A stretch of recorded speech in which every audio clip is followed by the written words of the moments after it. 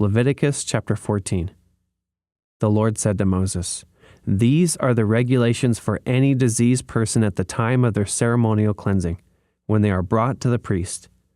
The priest is to go outside the camp and examine them. If they have been healed of their defiling skin disease, the priest shall order that 2 live clean birds and some cedar wood, scarlet yarn, and hyssop be brought for the person to be cleansed. Then the priest shall order that one of the birds be killed over fresh water in a clay pot. He is then to take the live bird and dip it, together with the cedar wood, the scarlet yarn, and the hyssop, into the blood of the bird that was killed over the fresh water. 7 times he shall sprinkle the one to be cleansed of the defiling disease, and then pronounce them clean. After that, he is to release the live bird in the open fields.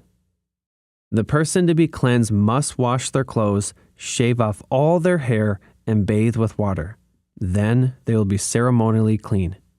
After this, they may come into the camp, but they must stay outside their tent for 7 days. On the 7th day, they must shave off all their hair. They must shave their head, their beard, their eyebrows, and the rest of their hair.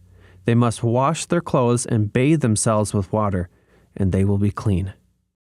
On the 8th day, they must bring 2 male lambs and 1 ewe lamb a year old, each without defect, along with 3/10 of an ephah of the finest flour, mixed with olive oil for a grain offering, and 1 log of oil.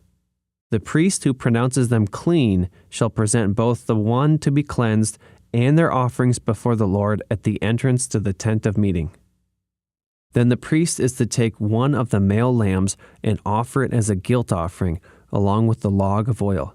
He shall wave them before the Lord as a wave offering. He is to slaughter the lamb in the sanctuary area where the sin offering and the burnt offering are slaughtered.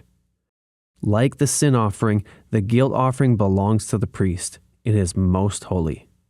The priest is to take some of the blood of the guilt offering and put it on the lobe of the right ear of the one to be cleansed, on the thumb of their right hand, and on the big toe of their right foot. The priest shall then take some of the log of oil, pour it on the palm of his own left hand, dip his right forefinger into the oil in his palm, and with his finger sprinkle some of it before the Lord 7 times. The priest is to put some of the oil remaining in his palm on the lobe of the right ear of the one to be cleansed, on the thumb of their right hand, and on the big toe of their right foot, on top of the blood of the guilt offering. The rest of the oil in his palm the priest shall put on the head of the one to be cleansed, and make atonement for them before the Lord. Then the priest is to sacrifice the sin offering and make atonement for the one to be cleansed from their uncleanness. After that, the priest shall slaughter the burnt offering and offer it on the altar, together with the grain offering, and make atonement for them, and they will be clean. If, however, they are poor and cannot afford these, they must take 1 male lamb as a guilt offering to be waved to make atonement for them, together with 1/10 of an ephah of the finest flour, mixed with olive oil for a grain offering, a log of oil, and 2 doves or 2 young pigeons, such as they can afford, 1 for a sin offering and the other for a burnt offering. On the 8th day, they must bring them for their cleansing to the priest at the entrance to the tent of meeting before the Lord. The priest is to take the lamb for the guilt offering, together with the log of oil, and wave them before the Lord as a wave offering. He shall slaughter the lamb for the guilt offering, and take some of its blood and put it on the lobe of the right ear of the one to be cleansed, on the thumb of their right hand, and on the big toe of their right foot. The priest is to pour some of the oil into the palm of his own left hand, and with his right forefinger sprinkle some of the oil from his palm 7 times before the Lord. Some of the oil in his palm he is to put on the same places he put the blood of the guilt offering, on the lobe of the right ear of the one to be cleansed, on the thumb of their right hand, and on the big toe of their right foot. The rest of the oil in his palm the priest shall put on the head of the one to be cleansed, to make atonement for them before the Lord. Then he shall sacrifice the doves or the young pigeons, such as the person can afford, 1 as a sin offering and the other as a burnt offering, together with the grain offering. In this way, the priest will make atonement before the Lord on behalf of the one to be cleansed.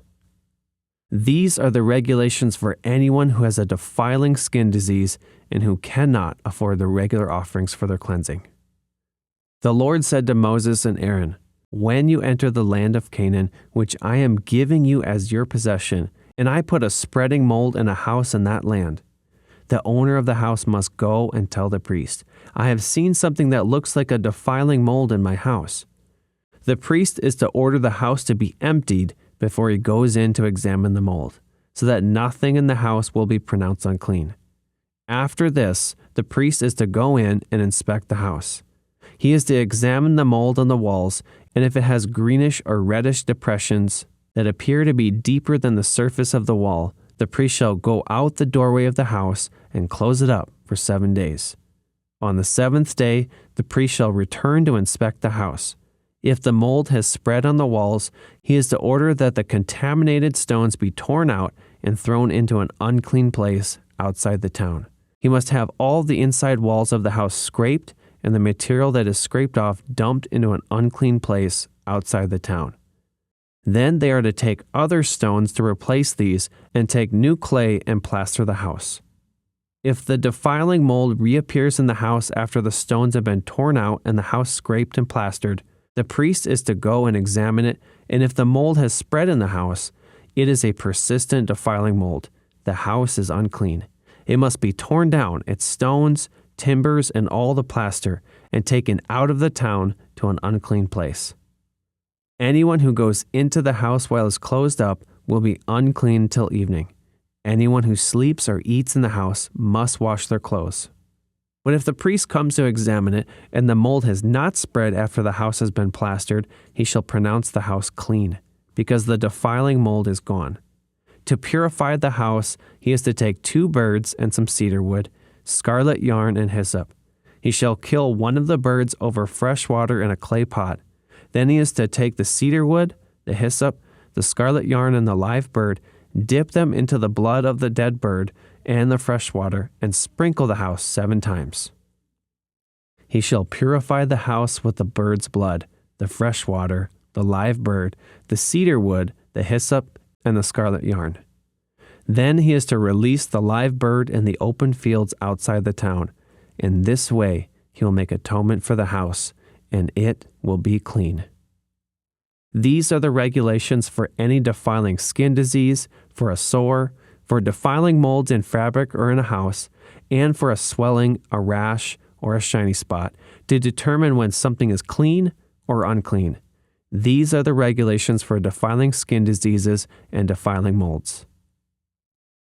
If you want the Bible to come alive for you, click the button to download our Bible plan.